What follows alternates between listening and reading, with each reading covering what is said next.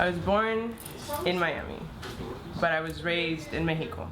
So my hometown is just wherever I feel I'm most comfortable, and right now I'm very happy here back in Miami.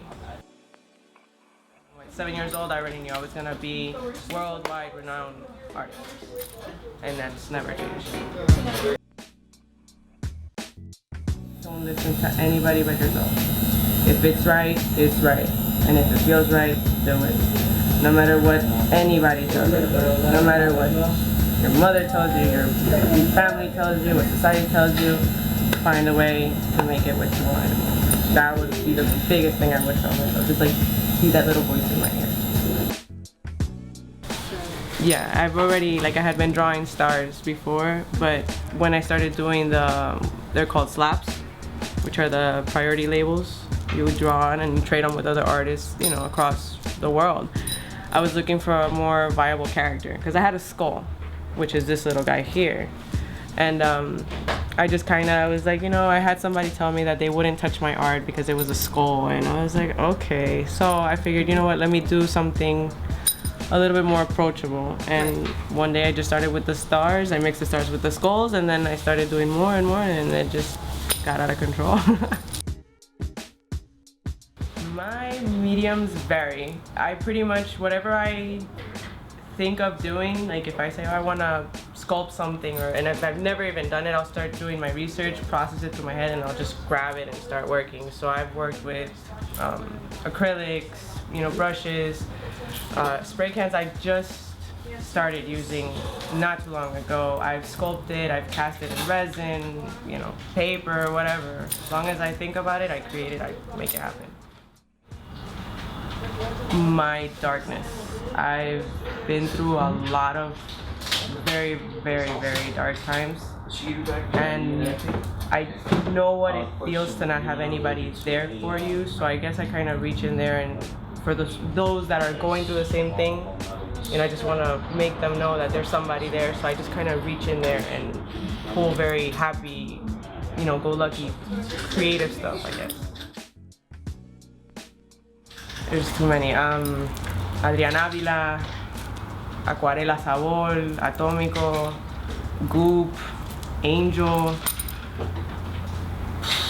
Wow. Claudia LaBianca. There's so many, and they're mostly locals. I have a lot of love mostly for a lot of the local artists.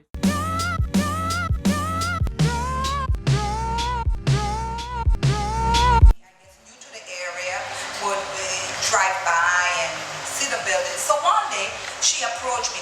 Andrea doesn't know this. Andrea is a divine gift.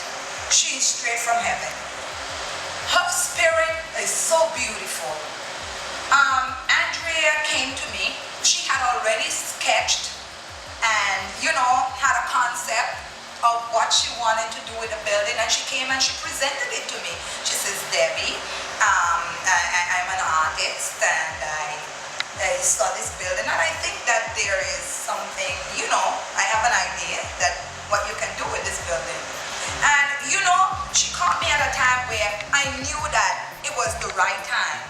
She presented it, and yes, the place needed a little sprucing up, to make it, life. Your structure and your DNA, or due to whatever circumstances, in my case PTSD, there's not much you can do, because you're fighting yourself. For me, it was very dark moments. I would constantly be fighting with myself, and I would be my own worst enemy. I would self-sabotage me. Nothing I ever did was right. I never felt anything I did was good enough for anything or anybody. So I just figured, you know what? I have my babies to worry about. I need to be here for them, and I needed the help. So getting the medication really just gave my life a whole 360. It's just now I can choose to be happy, because now I accepted that help, and now I can move forward with that new perspective in mind, because I have that help to kind of keep my demons at bay, I guess, is what I call them. And the art teacher said, draw a tree. So I painted the tree, but I actually painted the tree with the background, with the foreground, with something in there. And out of 10 students that she had, she pulled me aside with my grandfather there, and she's like, listen, you need to nurture her because of everybody here. She was the one that saw beyond just the tree. You know what I mean? So from there on, that just stuck with me. In the morning to get ready to go in your car to drive down, 30 minutes to a job and stay there for 8 hours and then drive back home. It's the same thing. I literally wake up, brush my teeth, get my kids ready, give them breakfast, get my Sketchpad, start drawing. Sit down at my desk, start painting. I'll go outside, spray paint something or paint something, go back inside, feed them, take care of them, do whatever with them, and go back to doing something else art related. So I'm around the clock, just non-stop. This is Freaky, and you're watching Rotten Thoughts.